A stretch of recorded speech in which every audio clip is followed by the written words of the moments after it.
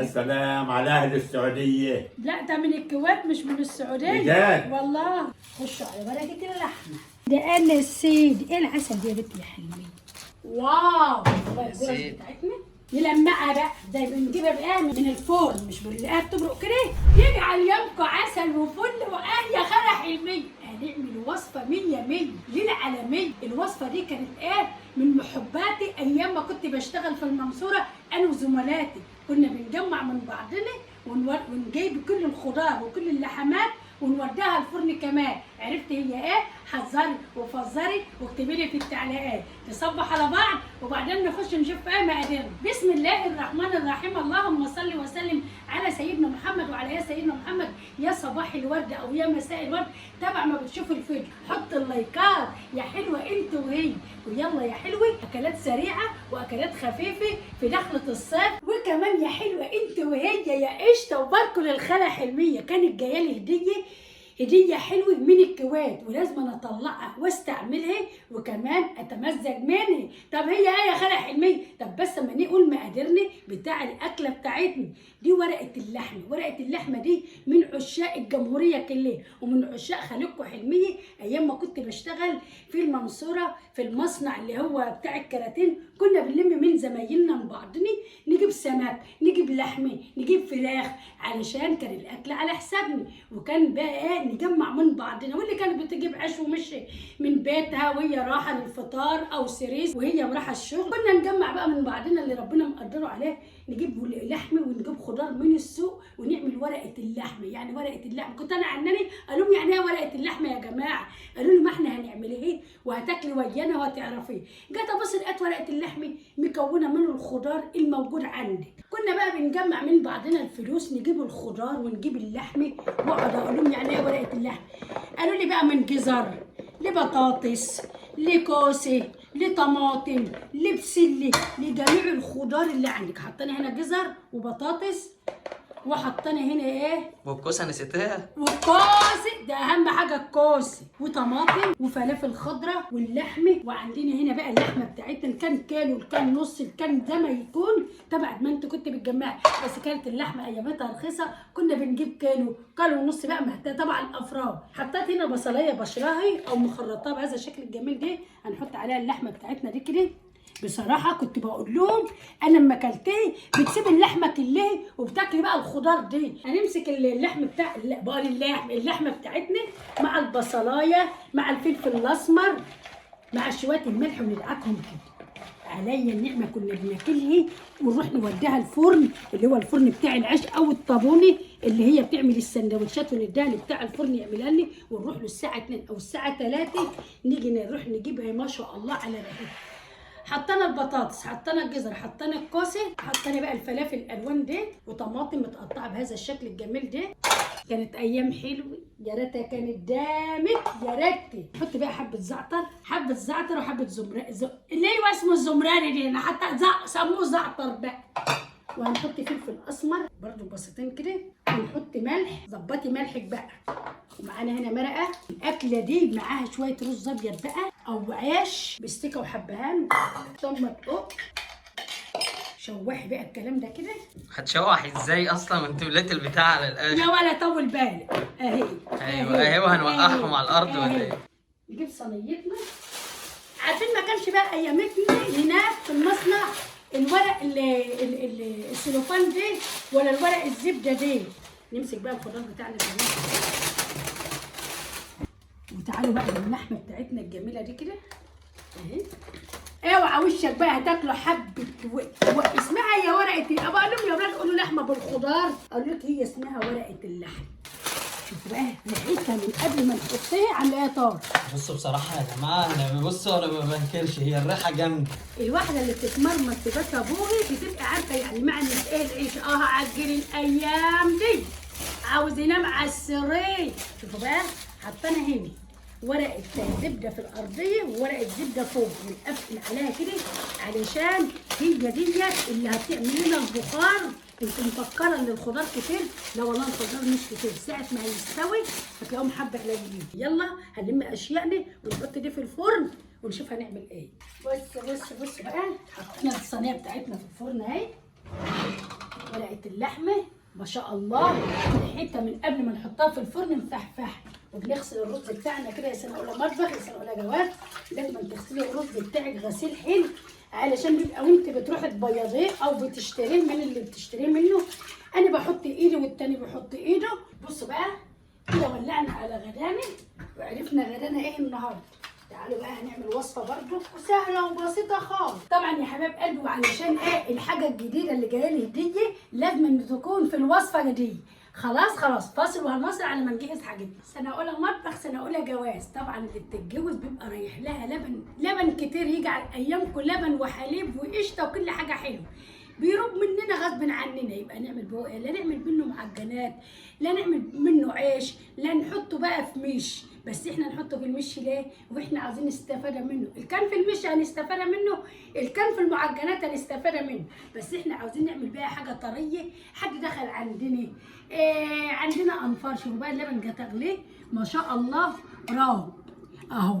ارميه؟ لا والله مرميه ابدا، والله مرميه. معانا هنا ايه 3/4 سمنه. يعني ايه 3/4 سمنه يا خالة حلميه؟ يعني كيلو الا ربع، علشان دولت 2 كيلو دقيق عليهم ايه كيلو الا ربع سمنه. معانا هنا بقى معلقتين سمسم علشان ايه نطعم القرص بتاعتنا ده. معانا هنا بيكنج باودر، معانا هنا فانيليا هنحطها هنا كده. احنا هنحط هنا ولا هنا؟ لا الفانيليا حطها مع السمنه. معانا هنا ايه ملح عشان اللي ياكل قرصنا يبقى طامر فيه العيش والملح. ومعانا هنا ايه سكر، هنحط السكر هنا عشان ادوبهم ايه مع السمنه. معانا هنا بقى الخميره بتاعتنا جربناها كتير، هعملها هنا كده اهو. شوفوا بقى حطينا هنا الخميره وحطينا هنا السمسم وحطينا هنا الملح وحطينا هنا بيكنج باودر.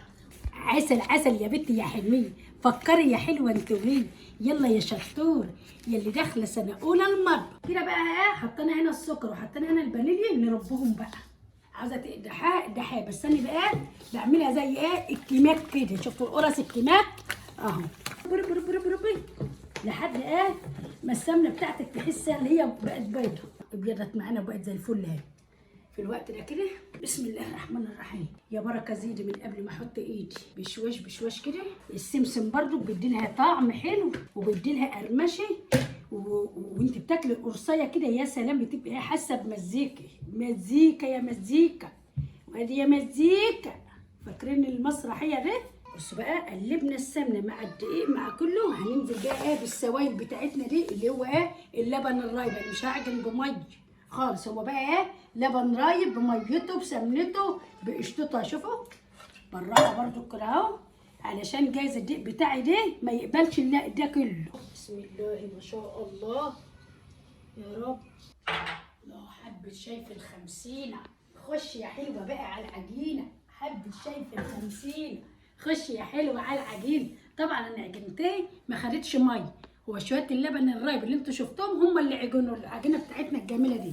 شوفوا ولازما يا سنه اولى مطبخ يا سنه اولى جواز لازما تخمريه. المرحله دي تخمريها الوقت وتخمريها المرحله الثانيه بتفرق معاكي في العجينه وبتخلي لك العجينه هشه وفشه وزي الفل. شوفوا ما شاء الله. شوفوا مفتحه ازاي. فتحي يا وردي. شوفوا بقى انت عاوزاها كبيره صغيره طبعا ما انت عاوزه بقى القرصه اللي انت عاوزاه. على ما اكلنا الرز بتاعنا اتردد واتفقنا عليه وورقه اللحمه في الثلاجه في الفرن وقعدنا ضحكت شويه انا وطارق وشطبت مطبخي. كانت العجينه بتاعتنا ما شاء الله خمرت وزي الفل وعسل اهي. فاصل وهنواصل بقى لما نقرصها ونرجع تاني مع بعضين. اشم ايه ولا ايه؟ اشم اللي في الفرن ولا اشم اللي على الرخامه؟ الريحه مفحفحه يا جماعه. ريحه ام طارق مفحفحه في كل مكان. وكمان اهم القرص حاجه الجميله النفس. مش كان اللي ينفخ يبقى طبخ ولكن اللي يشم يبقى بقى شيف. الحلميه هي اللي شيف بس. حط الله. شوفي يا حبيبه قلبي انت وهي سنه اولى مطبخ يا سنه اولى جواز ولا تعبنا ولا اي حاجه. عجناه ولعنا على اكلنا شطبنا مطبخنا ضحكنا ضحكه شربنا كوبايه شاي كانوا خمروا قرصناهم سيبناهم اترفعوا بحاجه بسيطه اهي. لازم من بعد ما تقرصيه سيبيه ياخد راحته. وانت عايزه بقى القرص بتاعتك تخيني ما تدقهاش قوي، عاوزاها رقيقه دقها قوي يعني افردها قوي. صح السنه عزيز الزين، الصلاة على الزين، الصلاة على الزين، حلاوة عليك ست الحلوين. الله الله الله، عسل يا بنتي يا حلوين، جايبة الجمال ده منين؟ وجايبة الشطارة دي ازاي؟ عسلية. يا ابني مش تكلمني؟ اهو معاك اهو. شوفوا شوفوا جماله، شوفوا جمال، شوفوا القرص بتاعت خليفة حلمية. خشوا بقى، خشوا على بركة اللحمة. يا سيدي سيدي يا سيدي، سيدي أنا السيد. إيه العسل ده يا بنتي يا حلمية؟ إيه الروجان دي؟ ربنا يروق بالكم وبالنا وبال أمة العالم أجمعين. صلى على النبي وقول اللهم صل على النبي. عليه الصلاة ليه والسلام. ما حطيناش مية ولا حاجة؟ جمال خلقكم حلمية شوفي طلع وبان. واو، الجرس بتاعتنا نلمعها بقى زي ما بنجيبها بقى من المطعم، من المطعم، من الفرن، مش بنلاقيها بتبرق كده وبيرشوا عليها بقى شويه ميه وهي طالعه من الفرن كده. حلاوتها زايده حته تتاكل الساعه 6. يا سيدي وهي تتاكل الساعة 6 في ميعادها الصبحية بدري يا جماعة. خد يا ام طارق، هات يا حبيبي ام طارق، خدي مزمزينه بقى كده. لازم ندلعه بالهديه اللي جات لنا دي وعيننا. هديه فل. طبعا لازم نستعملها، ربنا يكبر بخاطر اللي جابت لنا الهديه. استني بقى اما امس على حبايبنا. مس براحتك يا صباح الفل يا احلى متابعينا خارج مصر وجوه مصر، يا متابعين حلمية. والله ما متابعينك انت يا روح. طب يلا مزمز بقى يابا. لازم ادلعك يا حبيب قلبي. مزمز بقى في الايدين كده. اوعى افتح عني. اوعى وشك. اوعى يا سمسم طلع الهدية. يا صلاة النبي، يا صلاة الفل، يا صلاة النبي عليك يا ابو طارق. احلى هدية من حبايبنا من أهل الكويت طبعا يا من جماعة. اهل الكويت يابا. فاكريننا في الشاي اهم بيقول حاجة. لي انت جايبه البراد دي من نهار ما جايه يا حلميه ما طلعتوش ليه؟ قلت له لازم انا اطلعه واعمل لك فيه الشاي يا نور عيني. وطبعا مع الشاي يبقى الصلاة على لازما النبي يا ايه؟ معلم. لازما القرص. الجرس الطريه. الجرس النعبة عبايلي ام طارق. هشطفه بقى يا حبايب عينيا واجي نحط فيه الشاي على القرص الطريه دي. يا سلام يا سلام يا مبخبخ انت، يا سلام. لو كوبايه لبن كمان. ما شاء الله تبارك الله. سعيد ايوه يا يا ام طارق، انت كان جاي لك براد يا ام طارق في الهديه ما بتطلعوش لا يا ست تعملي لنا في الشاي. بصوا يا بقى. سلام على اهل السعوديه. لا ده من الكويت مش من السعوديه. بجد؟ والله. عسل يا ام طارق. الله يكبر بخاطرك يلي بعت لنا البراد. عسل بتفايل نقطه الورده بتاعته دي. ده الواحد يشبع من الشاي والله. كنت طبعا. عيناه. لا ما انا طلعت، ما انت اللي فكرتني. يلا يا ام طارق توكل على احنا الله. حطينا بقى الشاي بقى يتعمل كشري على ما نتغدى بقى يا حباب قلبي، يكون الشاي خد وده مع بعضه كده. ونعمل ايه بقى؟ نبقى نفرغ شاي وناكل بقى مع القرص بتاعتنا الطريه العسل المفتحه بريحتها جميله جميله جميله. تعالوا بقى شوفوا بقى ايه الجمال والحلاوه. طبعا المفروض كانت الحاجه دي تبقى سخنه نار، بس والله الكهرباء قطع عندنا من اذان العصر، لسه جايه الوقت العشاء راحت تدي. اللهم صل على النبي. شوفوا ما شاء الله تبارك الله. الله ينور عليك. إيه الله العسل؟ يفتح عليك. شوف اللحمه وشوف الجمال والحلاوه. اللهم صل على النبي. شوفوا شوفوا الخضار. ايوه كده الخضار كده خليه في الحر دي، ما تطبخيش بتقليه. ابو طارق في الصيف بالذات مش عاوز انت ايه؟ مالك بتجري كده؟ مش عايزه البحبحه أجيب. جايه عليا ايه؟ مش عايزه اجيب. مش عايزه تطلع في الطبخ. شوفوا بقى تطلعي بقى المنابات بقى لاولادك كده، الطبق كده وفي حته اللحمه زي ما انت شايفه كده. ما شاء الله. وما شاء الله اللحمه بصوا ما شاء الله تبارك الله مستويه اهي، مستويه خالص اهي، فل والخضار بتاعنا مستوي وزي العسل. وده الرز وده السلطه والمخلل والقرص بتاعتنا اللي هي باللبن الرايب. تنفع في اي وجبات، عشاء فطار غدي لاي بني البنان. يعني فطرنا ولسه ما جهزناش بغدانه، مع كوبايه شاي بلبن، مع كوبايه شاي لوحدها، مع كوبايه ليسون. دخل عليك نفر داف يبقى حاجتك موجوده. ويبقى لو عندك انفار تسرحي منها، عندك انفار تشتغل في الشقه، تمشي مع جميع الحاجات. شوفوا فتحها وريحتها تحفه.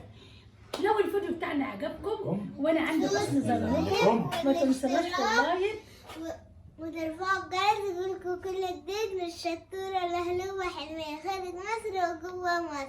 سلام ختام.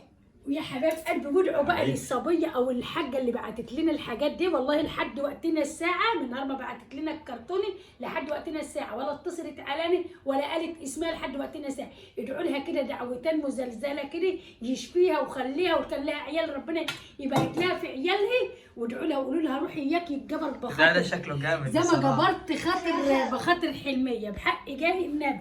روحوا اياك تسعدوا كلكم وتفرحوا، كل اللي هداني باي هديه وكل اللي دعالي دعوه حلوه يتجبر بخاطركم ويسعدكم ويديكم ويوسع عليكم وتعملوا احسن من خالة حلميه ويجيلكم كمان احسن من خالة حلميه.